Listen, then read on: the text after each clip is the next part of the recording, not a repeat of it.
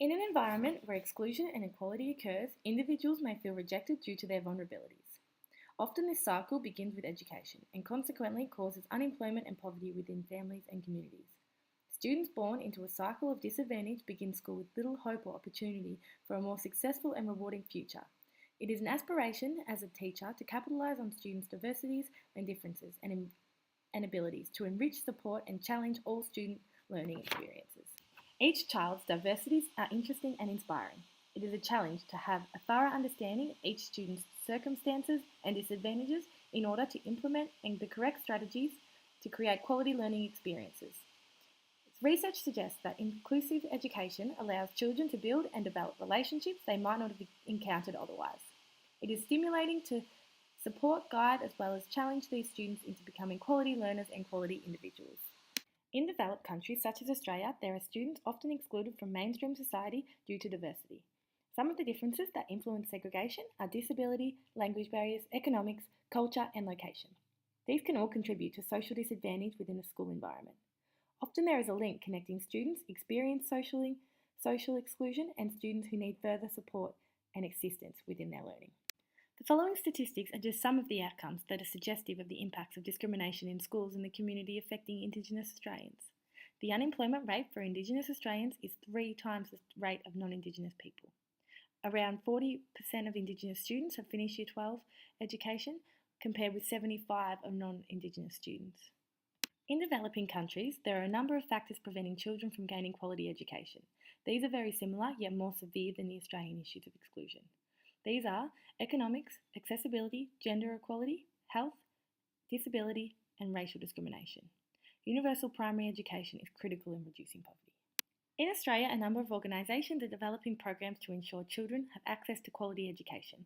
The Smith family is a large, education-oriented Australian charity, providing emotional, practical and financial support to help disadvantaged children become quality learners.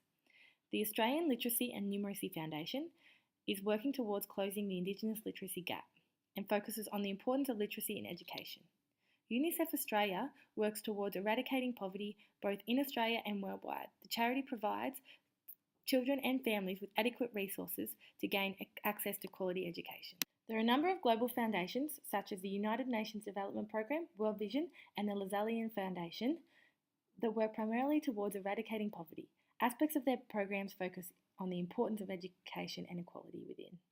Many theorists and professionals have strong opinions on the importance of inclusive education. John Dewey was an educational theorist working towards producing a democratic society. He worked towards creating inclusive environments. Maria Montessori is a theorist that believed that inclusive education fosters a learning community that challenges social injustice and disadvantage. Ian Dempsey discussed that inclusion does work when the key components of a classroom and school environment are in place. NASP's standards call for school psychologists to promote fairness and justice by cultivating safe, welcoming and inclusive school environments. The following case studies show examples of how Australian schools are dealing with the issues of exclusion and diversity. School A is a non-state Peter 7 school with a low socioeconomic and multicultural community. Many of the students have vulnerabilities within the classroom, which affects their learning and leaves them feeling isolated. School B is a large secondary state high school. The school has a large Indigenous population who have not had the necessary support academically, economically or socially. School C is a non-state single-gender school. The parents of the students are of high socioeconomic status and well educated. Each school has created approaches to eradicate inequality and discrimination. Some of the strategies include teaching and developing of social skills, cooperative learning time, promotion of positive leadership, securing a safe environment for all and raising awareness of diversity. Since developing the program, each school has seen positive results. Students' attitudes and behaviours have become consistent with the school values, and positive educational results have also occurred due to students with vulnerabilities feeling supported and gaining purpose within their school environment. It is important to not only teach inclusivity in the classroom, but also demonstrate it. Students with disabilities and vulnerabilities must not be marginalised but accepted for their differences. Children who experience disability or other vulnerabilities who are included into mainstream settings have been found to score higher on achievement tests than children who are not in inclusive settings.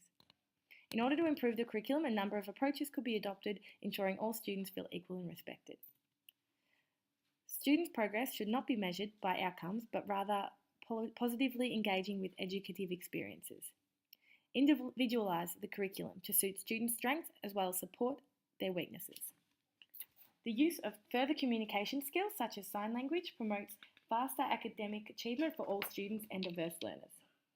By integrating all students regardless of diversities, mainstream children are given the opportunity to nurture and assist children with vulnerabilities, being beneficial to both students empathetically and academically.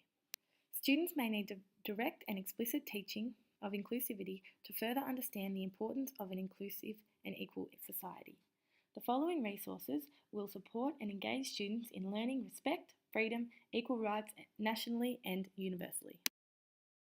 By employing strategies and consistently seeking the best results for students' progress both academically and socially, students will develop and enhance their skills as a learner and as an individual.